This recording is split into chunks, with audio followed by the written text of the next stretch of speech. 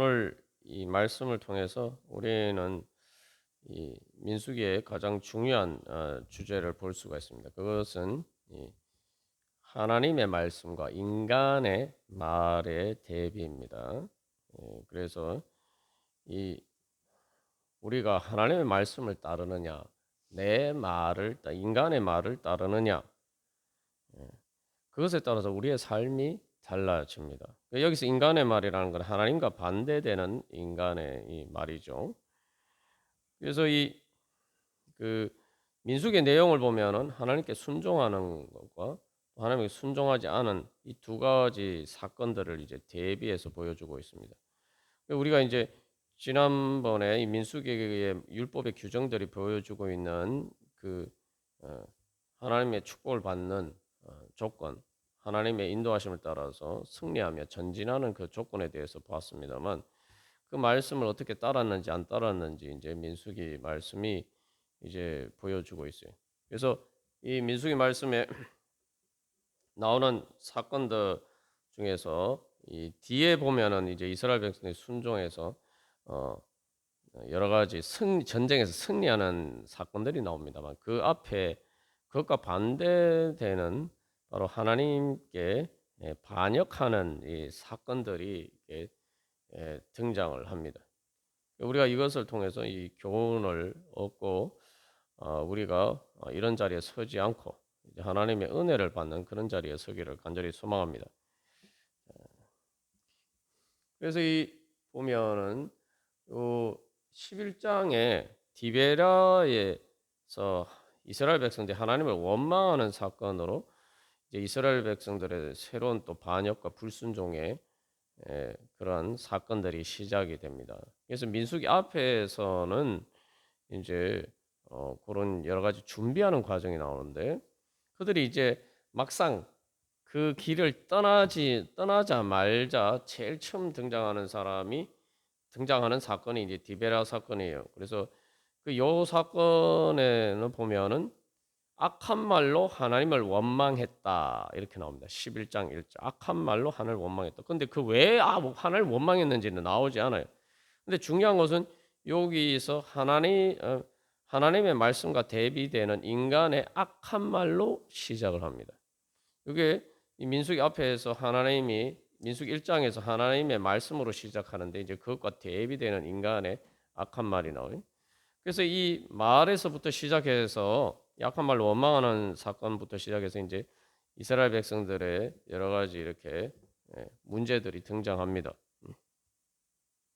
그래서 여기서 우리가 이제 알아야 될 건, 우리의 이제 문제들은 항상 이 말에서부터 시작한다는 거죠. 이 마음에 있는 것들이 여러 가지 것들이 있을 수가 있는데, 중요한 건 내가 일단 이 말로 하는 순간 그 중에 그 많은 마음의 중에 내가 어떤 것을 선택해서 이제 길을 정하는 거예요. 그리고 그 길을 따라서 이제 내가 그 길을 가기를 사실은 선택하는 거죠. 마음에는 뭐 이런 마음도 있고 저런 마음도 있을 수가 있어요. 근데 이제 내가 말을 하는 순간, 어떤 말을 선택해서 하는 순간 이제 그 말이 내 길잡이가 됩니다.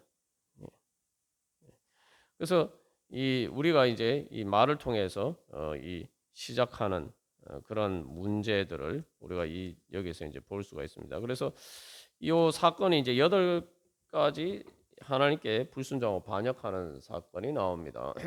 8가지 사건이 나오는데, 이 여기에 대해서 이제 그 하나님께서 말씀하시는 것은 이 민수기 14장에 보면은 하나님께서 이스라엘 백성들이 10번이나 나를 시험하고 내 목소리를 청종치 않았다, 하나님 말씀을 순종하지 않았다 이렇게 나옵니다.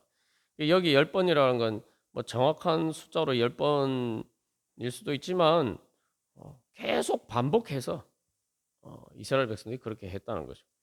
근데 여기 이제 출애굽기에서도 보면 이스라엘 백성들이 하나님을 원망하는 사건이 나와요. 그래서 이 출애굽기에서도 그런 사건들이 나오는데, 이 민수기의 사건과 출애굽기의 사건의 이 결정적인 차이가 있습니다. 그것은 뭐냐면은 출애굽기에서는 이스라엘 백성들이 그 금송아지 우상 숭배 사건 이전에는 그들이 하나님을 원망했지만 하나님이 거기에 대해서 아무 말씀 안 하십니다. 아무 말씀 안 하세요. 근데 이제 금송아지 우상 숭배 사건부터는 그 하나님께서 심판을 하시고, 그리고 여기 민수기 사건에서 보면 전부 다 이런 사건들에 있어서 하나님의 심판이 등장하게 됩니다. 네. 이게 왜 이런 차이가 있느냐?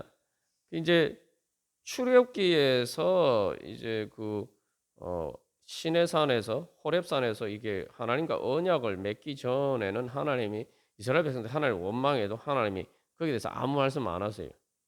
근데 이제 그 언약을 맺고 난 다음에는 이제 하나님의 언약을 깨트린 게 되거든요. 이게 이제 우리 쉽게 얘기하면은 이 우리가 이제 결혼을 하잖아요, 그죠?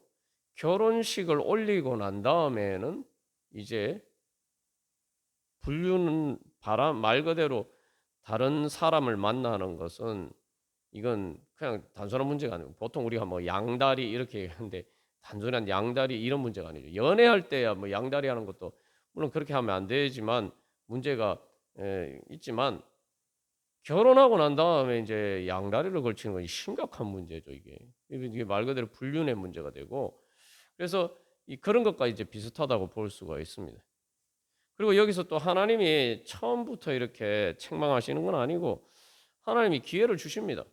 그래서 이 하나님이 어떤 분인지 알아갈 수 있는 기회를 주셨어요. 이제 알만한데도 이제 고의적으로 의도적으로 계속 하나님께 불순종하고 반역하면은 이제 그때부터는 이제 더 심각한 이제 문제가 된다는 것이죠. 예. 그래서 이 민수기 14장 23절에서는 10번이나 하나님을 시험하고 하나님의 목소리를 청종하지 아니했다라고 하나님 말씀하시면서 나를 멸시하는 사람이라고 말씀하고 있어요. 하나님을 멸시하는 사람. 하나님을 멸시하니까 하나님의 심판을 받는 거죠. 그래서 여기서 이제 하나님의 심판의 의미도 우리가 잘 알아야 됩니다. 예. 하나님이 심판하셨다고 하는데 그러니까 또 하나님의 심판을 우리가 흔히 어떤 식으로 오해를 하냐면은 뭐 하나님이 심판 안 하셨으면 별 문제가 없었을 텐데 하나님 벌 주시는 하나님이 그러니까 하나님 벌 안 주시면 아무 문제가 없을 거라고 생각하는 그런 착각 속에서 살아갈 때가 많습니다. 근데 여러분 보십시오. 광야에서 이스라엘 백성들이 살아갈 수 있는 것은 정상적인 게 아니에요. 하나님이 안 계셔도 광야에서 이스라엘 백성들이 살아갈 수 있는 게 아닙니다. 하나님이 지켜주시고 보여줘 말 그대로 특별한 은혜를 주시기 때문에 살아갈 수 있는 거예요. 하나님의 심판이라는 건 사실 하나님이 보호하신가 그 울타리 안에 이스라엘 백성들이 있어야 되는데 불순종하는 건 자기 스스로 뛰쳐나가는 거죠. 탕자가 아버지 집을 떠난 것처럼. 그렇게 되면은 하나님이 심판하셨다라고 이야기하지만 하나님의 이제 하나님의 그런 주권의 관점에서는 우리가 당연히 그렇게 이야기를 할 수 있죠. 그런데 그 본질적인 이유는 이스라엘 백성들이 하나님을 떠났기 때문이고 그것은 하나님의 보울타리를 스스로 떠났기 때문에 하나님의 은혜를 스스로 거부했기 때문에 하나님의 은혜를 거부하면은 아무 문제가 없느냐? 아니란 말이죠. 하나님의 은혜로만 살 수 있는데 광야에서 살 수 있는 건 하나님의 은혜로만 살 수 있어요. 그런데 하나님의 은혜를 스스로 거부하면은 못 사는 거죠. 죽는 거예요. 그래도 하나님의 은혜를 베푸셔서 그 다음 세대에 소망을 주시고, 그리고 그들에게 사실은 이제 다시 또 기회를 주신 거죠. 어쨌든 중요한 것은 하나님의 심판을 이제는 깨달아 아는 거죠. 예전에는 하나님 없이 그러면은 하나님 없었을 때 아예 뭐 이스라엘 애굽의 노예로 살 때는 괜찮은 겁니까? 애굽의 노예로 사는 거하고 광야에서 사는 거하고 여러분 선택하라고 하시면 뭘 선택하시겠어요? 애굽에 사는 거나 광야에 사는 거나 뭐가 다릅니까? 그래도 광야에서는 자유라도 있죠. 그러니까 이게 사실은 내가 하나님의 은혜 가운데 거하지 않으면은 이게 살 수가 없는 거예요. 그러니까 그게 그전에는 원래 그렇게 살았으니까 몰랐던 것뿐이고 사실 이제 하나님의 보호하심에 사니까 그거보다 더 잘 살다가 하나님의 보호하심에 떠나니까 응? 그냥 그거를 하나님의 심판을 경험하게 되는 것뿐이에요. 우리가 이제 기본적으로 이 하나님의 심판이란 개념을 잘 그렇게 이해를 해야 되고 그래서 에, 그래서 하나님께 축복받을 수 있는 기회를 이 하나님의 심판할 수 있는 기회로 바꿔버린 거죠. 이게 그렇죠. 이 결혼 생활을 하는데 어, 자신의 잘못된 선택에 따라서 이게 예를 들면 아주 이제 뭐 불륜을 저지른다거나 이러면은 행복하게 살 수 있는 결혼 생활을 스스로 거부하는 거예요. 예. 그러니까 우리가 신앙생활하면서도 그렇게 살 때가 많습니다. 자, 그러면 어떤 문제들이 있냐 보시면은 이게 총 이제 8가지 사건이에요. 8가지 사건인데 요게 가장 결정적인 사건은 이 가데스 바네아에서 이스라엘 백성들이 범죄한 사건인데 요 사건에 이제 그다음에 이제 나머지 쭉 사건들의 내용을 보면 그렇습니다. 첫 번째 이제 불신, 그러니까 원망하는 내용, 원망. 디베라에서 말로 원망하고 가데사에서는 두려워서 공포 때문에 원망하고 머리바에서는 물이 없어서 원망하고 이 저기 불뱀 요거는 이제 길이 험해서 또 원망하는 거. 이게 우리의 삶의 다 요소들을 다 담고 있죠. 예?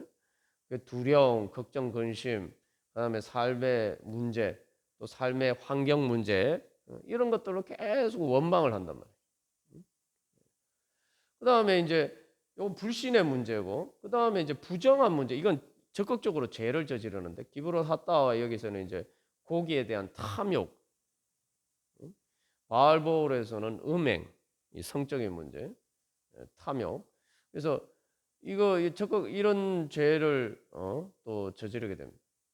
그다음에 이제 요게 이제 사실 또 민수기의 중요한 문제인데 이 3가지 반역 사건에는 미리암이 모세를 대적하고 열정 땅꾼이 선동해서 모세 아론과 여호수아 아론 여호수아 갈렙과 모세와 아론을 이제 대적하고 고라 다단 아비람이 다시 또 모세와 아론을 대적하고 이게 이 사람들이 하나님을 직접 하나님께 대해서 불순종하지 않았지만 이 하나님을 세우신 사람들을 반역함으로써 사실은 이제 하나님의 심판을 받게 되는 거죠. 그래서 그것과 대비해서 원래 이제 레위인들이 아론을 돕기로 이렇게 세워진 사람들인데 여기 보면은 이제 이렇게 반역하는 게 군대 지휘관들 하는 이게 여호수아를 도와서 여호수아 갈렙을 따라서 모세의 지휘를 따라서 이렇게 지휘하게 되어 있는데 그렇게 세움 받았는데 여기 이제 열정 땅꾼이 각 지파에 이제 사실은 이 군대 지휘관들과 비슷한 사람들 오히려 선동을 해서 이스라엘을 하여금 이게 패배하게 만들죠. 그리고 이제 여기 70명의 장로가 등장합니다. 이 사람들은 이제 모세가 사실은 이런 계속 사람들이 반역하니까 이게 감당하기 어렵단 말이에요. 이제 그런 것들을 이제 같이 이렇게 협력해서 모세를 도와서 그 리더십을 발휘할 수 있도록 70명의 이제 또 장로를 세우는 사건. 그래서 여기서 이제 이 협력하는 사람들, 반역하는 사람들 이렇게 대비가 되는 거죠. 그래서 우리가 이런 이제 저기 목록들을 보면서 내 삶에 이런 문제들, 나는 어떤 자리에 처해 있는가, 내 삶에 이런 문제들이 없는가. 여기서 중요한 거라서 이제 원망할 것이 아니라 하나님께 믿음으로 구해야 되는 거예요. 그러니까 말을 할 수 있는데 여기서 중요한 겁니다. 원망하는 말을 하느냐, 삶에 힘든 건 마찬가지예요. 근데 중요한 것은 내가 그냥 하나님을 원망하는 말을 하느냐, 아니면 하나님께 그 문제를 알으면서 주님 제가 이렇게 힘듭니다. 주여 도와주시옵소서, 구원하여 주시옵소서라고 기도의 말을 하느냐, 삶이 달라지는 거예요. 그러니까 우리의 삶이 내가 상황은 사실은 똑같지만 거기에 대해서 내가 어떤 말을 하느냐에 따라서 내 삶이 달라진다는 거예요. 원망하는 말을 하느냐, 기도의 말을 하느냐. 탐욕도 마찬가지예요. 이게 그래서 아니 그 하나님께 구하면 될 거예요. 하나님께 이게 사실 이제 고기를 구하는 거니까 이거는 구하면 되는 건데. 그리고 하나님을 통해서 만족함을 얻으려고 하는데 예, 하느냐 이제 그런 문제죠 이것도. 그러면 여기서도 중요한 건 하나님 믿을 하나님이 나에게 참 만족을 주실 수 있다. 그 믿느냐 이게. 그게 하나님 믿는 거죠. 그리고 이 문제가 이제 사실은 우리가 잘 깨닫지 못하는 문제인데 우리가 이제 하나님 이 사람들이 하나님에 대해서 반역하는 건 아니거든요. 자기들도 그렇게 생각하지는 않아요. 그런데 이제 하나님이 세우신 사람들을 반대함으로써 이제 실질적으로 하나님이 그걸 하나님에 대한 반역으로 여기시죠. 그래서 이게 이제 우리가 신앙생활 할 때도 마찬가지예요. 신앙생활 할 때도 뭐 하나님이 다 직통 계시로 나한테 직접 말씀하시는 건 아니거든요. 중요한 것은 그래서 사람들을 통해서 또 하나님 말씀하실 때에 특별히 교회의 건의를 통해서 하나님 말씀하실 때 내가 그걸 어떻게 받아들이느냐 거기에 사실은 순종이냐 불순종이냐가 결정이 되는 거죠.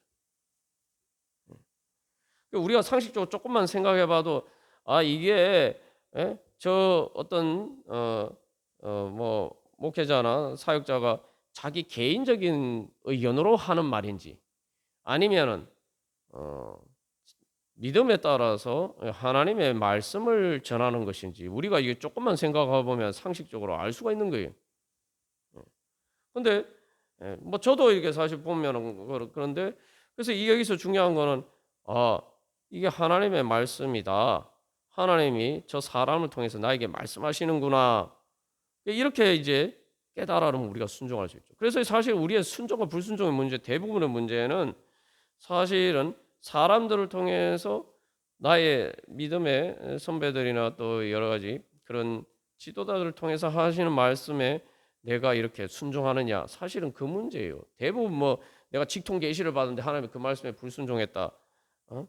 어, 그런 거는 그런 문제들보다 그런 문제는 이제 우리의 신앙이 더 깊어지고 난 다음에 문제고 그래서 이런 문제 그래서 이게 사실은 제일 심각한 문제고 그래서 그런데 여기서 이제 하나님이 또 하나님은 그래서 그러나 이름에도 불구하고 이스라엘 백성들의 불순종과 반역에도 불구하고 계속 하나님은 그들을 향한 소망을 가지고 하나님은 그들의 원망하는 말 가운데서도 하나님은 소망의 말씀을 주십니다. 그래서 17장 10절 말씀에서 아론의 지팡이에 대해서 그 말씀하시면서 하나님이 너희들이 원망을 거치고 죽지 않게 할지니라. 이게 하나님의 뜻이에요. 그래서 우리가 원망하는 말을 하느냐 아니면 하나님을 향한 소망을 가지고 죽지 않게 할지니라. 하나님 우리를 살려주시는 분이다. 믿고 기도를 해야 되는 거예요. 원망할 것이 아니라 하나님은 우리를 살려주시는 분이다. 그래서 예수님 부활을 사건을 통해서 보여준 건 하나님 우리를 살려주신 분이다. 내가 죽을 것 같아도 하나님 날 살려주시는 분이다. 그런 소망을 가지고 우리가 기도를 해야 된단 말이죠. 그래서 우리가 이제 지난번에 나눈 것처럼 아론의 지팡이가 보여주는 게 뭡니까? 아론의 지팡이는 모두 우리가 요즘도 이제 연세 드신 분들이 지팡이를 입는데 그 지팡이라는 게 죽은 나무 아닙니까? 그게 무슨 꽃이 핍니까? 근데 거기에 꽃이 피는 것을 보여주셨단 말이에요. 죽은 지팡이나 죽은 나무 막대기가 살아있는 생명의 나무가 됐다. 그게 이제 살구꽃 같은 그 꽃이 피는데 그거에 상징하는 건 소망이에요. 그래서 우리는 어떤 상황 가운데서도 원망하고 절망하고 불평 불만하기 이전에 하나님이 이 상황에서 나를 어떻게 구원해 주실 것인가 그 소망을 가지고 기도하면서 주님 살려 주시옵소서 주님 저를 죽지 않고 살게 해 주실 줄 믿습니다. 그렇게 우리가 기도하면서 나아가야 된다는 거예요. 그래서 그 하나님의 약속의 말씀 믿고 우리가 그렇게 기도할 때 우리는 그 기도의 말을 통해서 우리를 살려주시기를 원하시는 하나님의 은혜를 받을 수 있을 줄 믿습니다. 우리 이제 그런 소망을 가지고 함께 기도하겠습니다. 먼저 우리 주님 앞에 회개하면서 내 말이 어땠는가?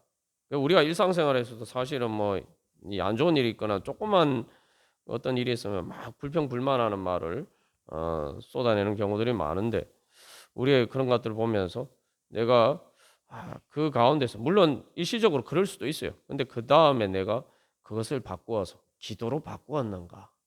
응? 그래서 예, 하나님께 그 문제들을 아뢰고 주님께 감사하고 주님 구원하여 주시옵소서, 도와주시옵소서, 살려주시옵소서. 우리가 그렇게 했는지 우리의 말과 우리의 삶을 돌이켜 보면서 어, 이 시간 함께 기도하겠습니다. 그래서 주님, 이제 제가 불순종과 원망의 말을 다 버리고 주님, 이제 주님께 뜻에 순종하면서 주님께 간구하게 하시고 주님께 구하게 하시고 요. 그래서 제 모든 말을 기도로 바꾸게 하여 주시옵소서. 우리 함께 기도하겠습니다.